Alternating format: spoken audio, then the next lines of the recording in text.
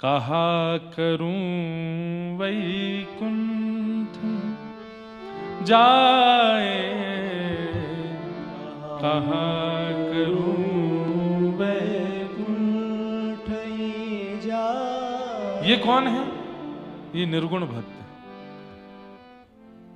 मैं क्या करूंगा वहां जाकर के? जहां नहीं नंद, जहां नहीं यशोदा, जहां नहीं नंद, जहां नहीं यशोदा, जहां नहीं गोपी ग्वाल और गाय, जहां नहीं गोपी ग्वाल और गाय, कहाँ करूं वैकुंठ जाए, कहाँ करूं वैकुंठ ही जाए। और अंत में कहते हैं व्रज तज मोरी जाए बलाएं। यदि व्रज से बाहर जाना हो तो मेरी अलाएं बलाएं जाएं, मैं तो नहीं जाऊं। बंधुओं, आज भी कई ब्रजवासी ऐसे हैं, रास पंचाध्याय से आगे की कथा अगर होती है तो वो उठ के चले जाते हैं। क्यों? कृष्ण व्रज से बाहर जाने वाले, मथुरा जाने वाले हैं, पर द्वारिका वो कथा सुनते ही नहीं है। आज भी कितने ब्रजवासी ऐसे हैं, उनसे कहो मुक्तिनाथ चलो, बद्रीनाथ चलो, जगन्नाथ चलो, द्वारिका चलो, बोले तुम जाओ भैया, तुमको तुम्हारा स्वीकार, हम तो ब्रज में ही रहेंगे। अखंड ब्रजवासी, ब्रज छोड़ते ही नहीं है। ऐसे लोगों को देख करके लगता है कि इन्होंने ब्रज को नहीं, ब्रज ने इनको पकड़ा है, वो जाते ही नहीं कहीं भी। ऐसे अखंड ब्रजवासी हैं हमारे ब्रज में कई लोग। वो कौन है? बोले वो निर्गुण है, उन्हें कुछ नहीं चाहिए। बैठी रहूं कुंजन के कोने, श्याम राधिका गाऊं, बैठी रहूं कुंजन के कोने, श्याम राधिका। कितने श्रोता हैं हमारे, और कुछ शिष्य भी हैं, कहीं नहीं जाते वो कथा सुनने। वो बस यही कहते महाराज जी 6 महीना में एक कथा तो वृंदावन कर दिया करो, हम बाहर तो नहीं जा सकते, हम यहीं सुनेंगे। ऐसे ऐसे ऐसे अखंड ब्रजवासी। एक दो तो ऐसे भी हैं मेरी नजर में कि वो लाइव कथा भी नहीं सुनते। वो क्यों? ब्रज से बाहर की कथा भी नहीं सुनेंगे। व्रज में आओ, विपिन राज सीमा से बाहर, हरि को नाही निहार, रेमन वृंदा विपिन बिहार। हे बिहारी जी, यदि आप वृंदावन की सीमा से बाहर प्रत्यक्ष प्रकट हो गए, हाथ पैर चलाते हुए बोलने लग गए और कहने लगे कि आओ मेरा दर्शन करो, तो भी हम आपको नहीं देखेंगे और आपसे कहेंगे पहले व्रज में आओ। व्रज से बाहर आपका दर्शन नहीं करेंगे।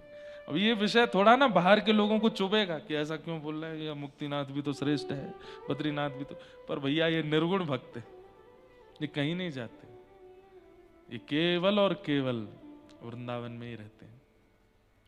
हमारी प्रिया जी श्री किशोरी जी अखंड ब्रजवासी, एक बार केवल कुरुक्षेत्र गई हैं, बाकी कहीं नहीं जाते, सदा ब्रज में रहते हैं।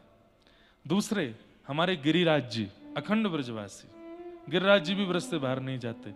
कोई ले जाने का प्रयास करता है तो ऐसा सिर में दर्द कर देते हैं, वापस छोड़ के आना पड़ता है। या फिर कोई बहुत उच्च श्रेणी का कोई भक्त हो तो उसके साथ जाते, नहीं तो गिरिराज जी बाहर नहीं जाते। अखंड ब्रजवासी। तीसरा यमुना जी। अब आप कहेंगे यमुना जी तो दिल्ली में भी हैं, यमुना जी तो प्रयागराज में भी हैं। अब देखो, कहने वाली बात है, दिल्ली में नदी स्वरूप में है, प्रयागराज में नदी स्वरूप में है, वृंदावन में महारानी है, और महारानी रूप से, पटरानी रूप से यमुना जी का जो स्वरूप है वो वृंदावन में ही रहता है, उसके बाहर नहीं जाता। चौथे श्री गोपेश्वर महादेव, वृंदावन से बाहर नहीं जाते, सदा वृंदावन में ही रहते हैं। महादेव के एक से एक अद्भुत स्वरूप पूरे विश्व भर में हैं, लेकिन गोपी स्वरूप में केवल वृंदावन में विराजते हैं। पर हम प्रयास करेंगे कि गोपेश्वर मानसरोवर में आवे मानसरोवर में आवे। कई लोग हो सकता है कि मेरी बात को खंडन भी करेंगे, कोई बताओ कैलाश में जाके गोपेश्वर को बुला रहे हैं, हम ब्रजवासी हैं भैया, हम कहीं कुछ भी कर सकते हैं। हम मानसरोवर में भी गोपेश्वर को बुला देंगे और आनंद होगा वहां पर भी।